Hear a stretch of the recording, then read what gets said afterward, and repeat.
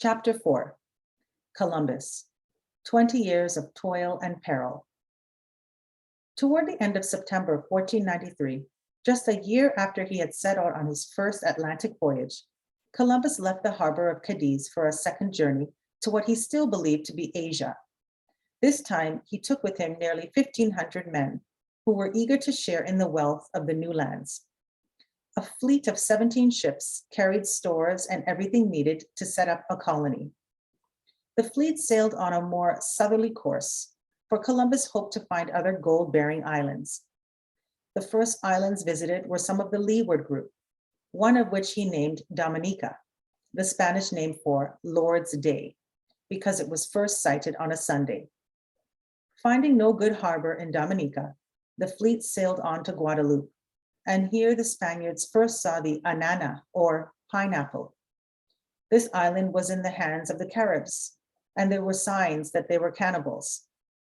When Hispaniola was reached, it was found that the fort built the year before had been destroyed, and the Spaniards left to guard it had gone. It was learned afterwards that some of them had died of sickness. Others had been killed in quarrels among themselves over gold, and the rest had been slain by the natives. Columbus chose another site for the first European colony in the West Indies.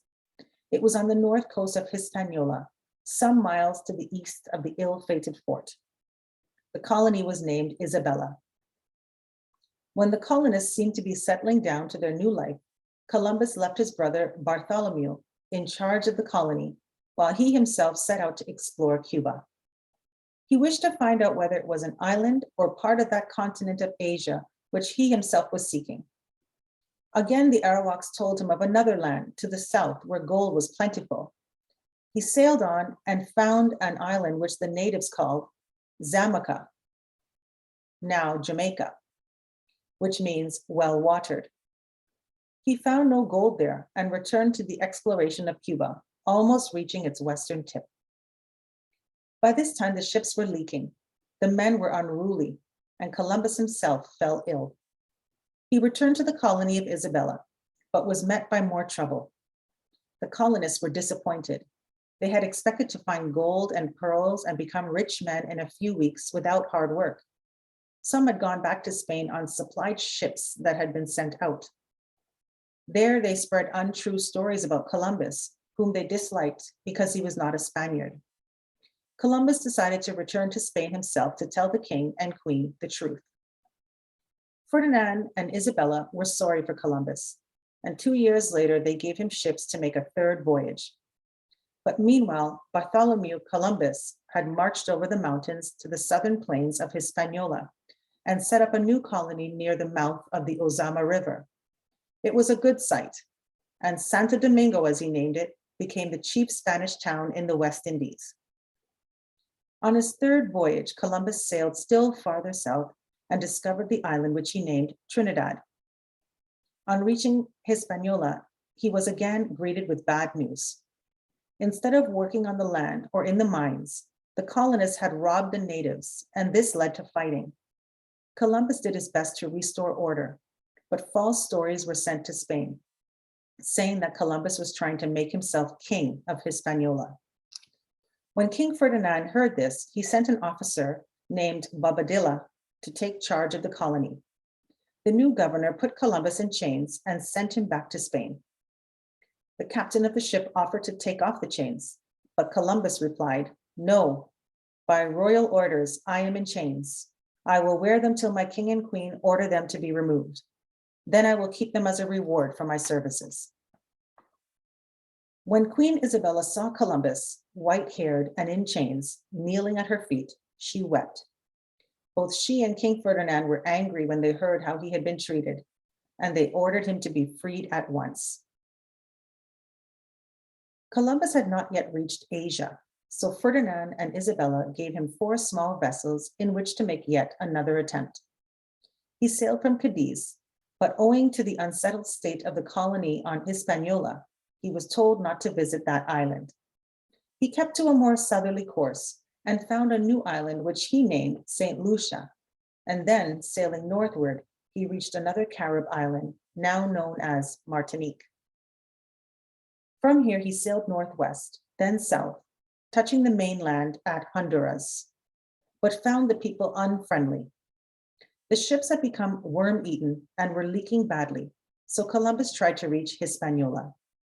He got as far as Jamaica, where he was forced to beach his sinking ships at St. Anne's Bay. Messages were sent to Hispaniola, begging for help, but for 8 months the governor made no reply. At last the people urged him to do something for Columbus, whom they pitied, and at last ships were sent to bring him to Hispaniola. A month later, he sailed for Spain and reached it after a long and difficult voyage. Queen Isabella was now dead, and Columbus found himself penniless and friendless. After 20 years of toil and peril, he said, "I do not own a roof in Spain." He died 18 months later in May 1506, without knowing that he had opened the way to a new continent, which came to be called the New World.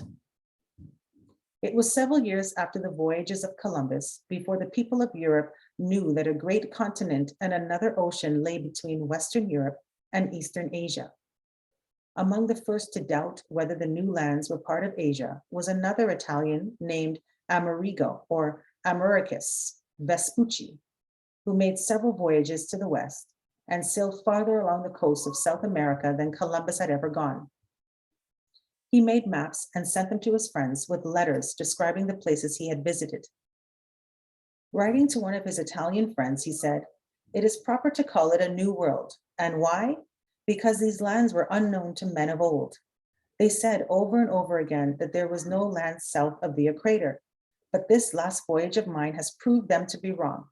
I have found a country more thickly inhabited by people and animals than are Europe or Asia or Africa. But this, of course, was an overstatement." This letter was printed in a little 4-page booklet. People read it eagerly and exclaimed with wonder, "Amerigo Vespucci had discovered a new world. It is not the Indies of Columbus. It is something new and strange, a new world." A German writer who was just preparing a new geography book read Vespucci's booklet with a great interest and told his own readers that a new region had been discovered by Americus Vespucci. "Wherefore," he went on, "I do not see what can rightly hinder us calling it America, the land of Americus, after its discoverer."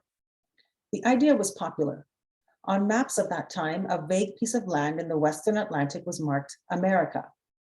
In time, it was learned that the lands of Columbus, Vespucci, and other explorers formed part of a great continent stretching from north to south and barring the way from Europe to Asia in the west.